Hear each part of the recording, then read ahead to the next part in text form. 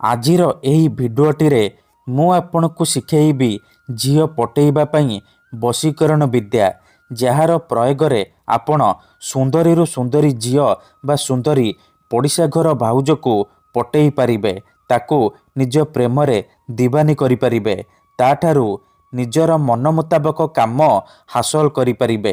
ଏଥିପାଇଁ ଆପଣଙ୍କୁ ବେଶୀ କିଛି କରିବାକୁ ପଡ଼ିବନି। କେବଳ ଚୁପଚାପ 4ଟି ତୁଳସୀ ପତ୍ର ଏହି ଜାଗାରେ ରଖିବାର ଅଛି। ତାପରେ ଦେଖିବେ ଚମତ୍କାର, କିପରି ସେ ଝିଅ ବା ନାରୀ ଆପଣଙ୍କ ଆଡ଼କୁ ଆକର୍ଷିତ ହେବାକୁ ଲାଗିବ। ଆପଣଙ୍କର ସବୁ କଥା ମାନିବ। ଆପଣ ତାକୁ ଯାହା କହିବେ ସିଏ କରିବ। ହଁ ଫ୍ରେଣ୍ଡସ୍, ଯଦି ଆପଣ କେଉଁ ଝିଅ ବା ପଡ଼ିଶା ଘର ସୁନ୍ଦରୀ ଭାଉଜକୁ ମନେ ମନେ ଭଲ ପାଉଛନ୍ତି, କିନ୍ତୁ ଯେତେ ଚେଷ୍ଟା କଲେ ମଧ୍ୟ ତାକୁ ପଟେଇ ପାରୁନାହାନ୍ତି, ତା ପଛରେ ଗୋଡ଼େଇ ଗୋଡ଼େଇ ଥକିଗଲେଣି, ହେଲେ ସେ ଝିଅ ବା ନାରୀ ଆପଣଙ୍କୁ ଭାव ଦେଉନି, ଆପଣଙ୍କୁ ଦେଖିଲେ ଅଣଦେଖା କରୁଛି।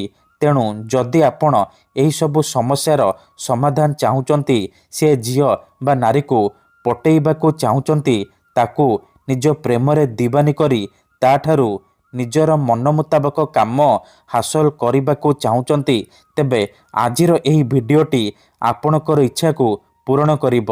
କାରଣ ଆଜିର ଏହି ଭିଡ଼ିଓଟିରେ ମୁଁ ଆପଣଙ୍କୁ ଶିଖେଇବି ବିନା ମନ୍ତ୍ର ତନ୍ତ୍ରରେ କେବଳ 4ଟି ତୁଳସୀ ପତ୍ରରେ ଏମିତି ଏକ ମହାଶକ୍ତିଶାଳୀ ବଶୀକରଣ, ଯାହାର ପ୍ରୟୋଗରେ ଆପଣ ସେ ଝିଅ ବା ନାରୀକୁ ପଟେଇ ପାରିବେ।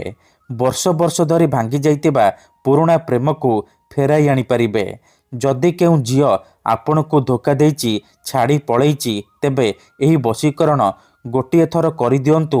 ସେ ଝିଅ ଯେତେ ଦୂରରେ ଥିଲେ ମଧ୍ୟ ଆପଣଙ୍କ ପାଖକୁ ଆସିବା ପାଇଁ ବାଧ୍ୟ ହେବ। ନିଜେ ଆସିବ, ଆପଣଙ୍କ ସହିତ କଥା ହେବ, ଆପଣଙ୍କୁ ଭଲ ପାଉଛି ବୋଲି କହିବ। ଆପଣଙ୍କୁ ନ ଦେଖି ରହିପାରିବନି। ତେବେ ଏହି ବଶୀକରଣ କରିବା ସବୁଠାରୁ ସହଜ। କେହି ବି ଏହି ବଶୀକରଣକୁ ଅତି ସହଜରେ କରିପାରିବେ। ବିନା କୌଣସି ପଇସା ଖର୍ଚ୍ଚ କରି, ବିନା କୌଣସି ମନ୍ତ୍ରତନ୍ତ୍ର କରି ଆପଣ ଘରେ ବସି ବସି ଝିଅ ପଟେଇ ପାରିବେ, ସୁନ୍ଦରୀ ପଡ଼ିଶା ଘର ଭାଉଜକୁ ପଟେଇ ପାରିବେ। କିନ୍ତୁ ବଶୀକରଣ କରିବା ପୂର୍ବରୁ ମୋର ଗୋଟିଏ ଛୋଟିଆ ଅନୁରୋଧ ଶୁଣି ନିଅନ୍ତୁ।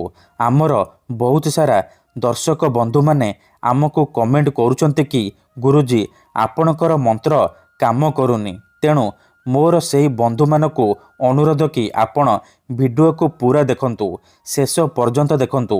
ଅଧାରୁ ଛାଡ଼ିକି ପଳେଇଲେ କିମ୍ବା କାଟି କାଟି ଦେଖିଲେ ଆପଣ କିଛି ବି ବୁଝିପାରିବେନି। ପରେ ଆପଣ କହିବେ, ଗୁରୁଜୀ ଆପଣଙ୍କର ବଶୀକରଣ କାମ କରୁନି। ଦେଖନ୍ତୁ, ଯେଉଁପରି ଆପଣ ଭଗବାନଙ୍କୁ ମାନୁଛନ୍ତି, ଭଗବାନଙ୍କ ଉପରେ ବିଶ୍ୱାସ ରଖିଛନ୍ତି, ନିଜର ସବୁ ଦୁଃଖ କଷ୍ଟ ଅସୁବିଧା ଭଗବାନଙ୍କୁ ଜଣାଉଛନ୍ତି, ଯଦି ସେ ଅସୁବିଧାର ସମାଧାନ ନ ହେଲା, ତାର ମାନେ ନୁହେଁ କି ଭଗବାନ ନାହାନ୍ତି। ସେହିପରି ବଶୀକରଣ ହୁଏ, ମନ୍ତ୍ରତନ୍ତ୍ର କାମ କରେ, କିନ୍ତୁ ଏହାକୁ ଆପଣଙ୍କୁ ସିଦ୍ଧ କରିବାକୁ ପଡ଼ିବ। ପ୍ରୟୋଗ ବିଧିକୁ ଠିକ୍ ଭାବରେ କରିବାକୁ ପଡ଼ିବ। ତେବେ ଯାଇ ମୁଁ ଆପଣଙ୍କୁ ଗ୍ୟାରେଣ୍ଟି ଦେଉଛି, ଆପଣ ଯେତେ ସୁନ୍ଦରୀ ଝିଅ ବା ସୁନ୍ଦରୀ ଭାଉଜକୁ ଚାହିଁବେ ଅତି ସହଜରେ ନିଜର କରିପାରିବେ। ଯଦି ଆପଣଙ୍କର ବଶୀକରଣ ଗୋଟିଏ ଥରରେ କାମ କରୁନି, ଦ୍ୱିତୀୟ ଥର ଚେଷ୍ଟା କରନ୍ତୁ, ନିହାତି ଭାବେ ସଫଳ ହେବେ। ମନେ ରଖନ୍ତୁ, ମନ୍ତ୍ର ତନ୍ତ୍ର ଯନ୍ତ୍ର ବଶୀକରଣ ଏମିତି ସେମିତି କାମ କରେନି। ମନରେ ସମ୍ପୂର୍ଣ୍ଣ ବିଶ୍ୱାସ, ନିଷ୍ଠା ଆଉ ଏକାଗ୍ରତାର ସହିତ ଆପଣଙ୍କୁ ଏହି ବଶୀକରଣ କରିବାକୁ ପଡ଼ିବ। ତେବେ ଯାଇ ମୁଁ ଆପଣଙ୍କୁ ଗ୍ୟାରେଣ୍ଟି ଦେଉଛି, ଆପଣ ମାତ୍ର ଗୋଟିଏ ଥରରେ ସଫଳ ହେବେ। ଆଉ ଗୋଟିଏ କଥା, ଆମର ଏମିତି ବହୁତ ସାରା ଦର୍ଶକ ବନ୍ଧୁମାନେ ଅଛନ୍ତି, ଯେଉଁମାନେ ଆମକୁ କହୁଛନ୍ତି କି, ଗୁରୁଜୀ ଆପଣ ଆମର କାମ କରିଦିଅନ୍ତୁ, ଆପଣ ଯେତେ ପଇସା ମାଗିବେ ଆମେ ଦେବୁ। ହଜାର ହଜାର ଟଙ୍କା ଯାଚୁଛନ୍ତି।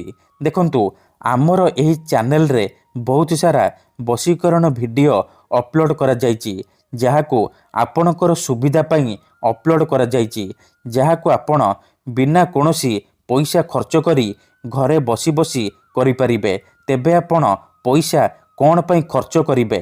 ଆପଣଙ୍କୁ ୟୁଟ୍ୟୁବରେ ଏମିତି ଅନେକ ଚ୍ୟାନେଲ ମିଳିଯିବ, ଯେଉଁମାନେ ମୋବାଇଲ ନମ୍ବର ଦେଉଛନ୍ତି, ତାବିଜ ବିକୁଛନ୍ତି, ବଶୀକରଣ କରିବେ କହିକି हजार हजार टंका ठकी नेउछंती।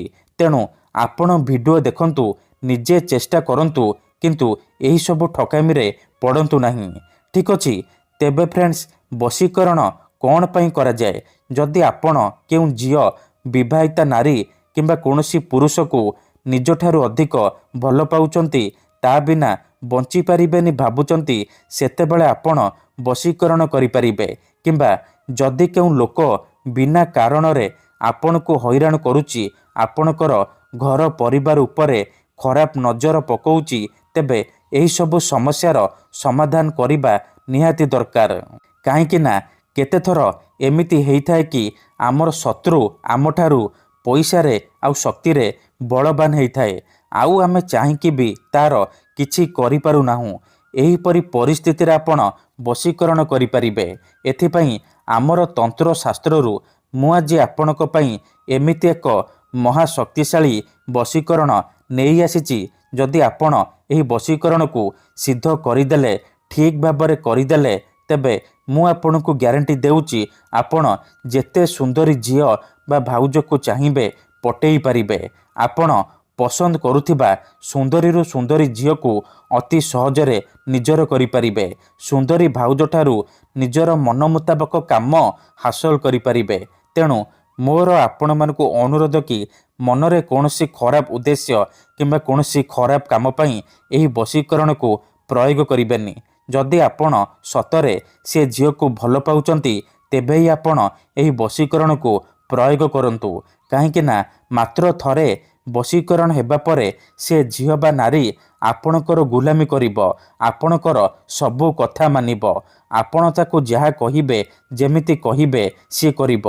तेणु जदि आपण एही वशीकरण करिबाकू चाहुचंती, से झियो बा नारी को पटेइबाकू चाहुचंती, ताकू निज प्रेम रे दीवानी करी ताठारू निजर मन मुताबक काम हासिल करिबाकू चाहुचंती, तेणु दयाकरी आपण वीडियोटी को शेष पर्यंत देखंतु। तेबे जाए कि आपण संपूर्ण प्रयोग विधि जानि परिबे, ठीक भाबरे जानि परिबे। मने रखंतु, प्रथमे आपण कौन करिबे, शुक्ल पक्षर शुक्रवार दिन राति रे सोइबा पूर्वरु गाधेइकी सफा वस्त्र पिंधिकी आपण 4टी तुलसी पत्र, खंडे हलदिया कपड़ा, 4टी अरुआ चाउल, अल्प टिके लाल सिंदूर, साधा कागज आउ कला कलम आनिबे। एही सबु सामग्री को नेइकी आपण आसन पकेइकी दक्षिण दिग को मुह करिकी बसी पड़िबे। तापरे जेउ झियो बा नारी को आपण बसरे करिबाकू चाहुचंती, ताकू मने मने भाबिबे, तार मुह को निज मनरे भाबिबे। तापरे हलदिया कपड़ा को निज सामने रखिबे, आउ ता उपरे 4टी तुलसी पत्र रखिदेबे। 4टी तुलसी पत्र उपरे 4टी अरुआ चाउल रखिदेबे, आउ ता उपरे अल्प टिके टिके लाल सिंदूर पकईदेबे। एतिकी करि सारिबा परे आपण कौन करिबे, कागजरे सेई झियो बा नारीर नाम लिखिबे जहाको आपण निज बसरे करिबाकू चाहुचंती। कागजरे झियो बा नारीर नाम लिखि सारिबा परे से कागज को भल भाबरे मोड़िकी से तुलसी पत्र पाखरे रखिदेबे। तापरे सेई सबु सामग्री को हलदिया कपड़ारे 3टी गंठी पकेइकी बांधिदेबे। तापरे से पुटुली को 2 हाथ धरिबे, आउ सेई झियो बा नारी को मनरे भाबिबे, तार नाम 3 थर कहिबे। एतिकी करि सारिबा परे से पुटुली रे गोटिए थर फंकीदेबे। तापरे से पुटुली को नेइकी जेउ झियो बा नारी को आपण बसरे करिबाकू चाहुचंती, ता घरर मुख्य द्वार बा मुख्य गेट पाखरे रखिदेई चुपचाप घर को फेरी आसिबे। एतिकी करि दियंतु, ग्यारंटी देउची से झियो हेउ बा पड़िशा घर भाउज आपणक प्रेम रे दीवानी होइजिबो। जहा चाहिबे ताहा करिबो। धन्यवाद।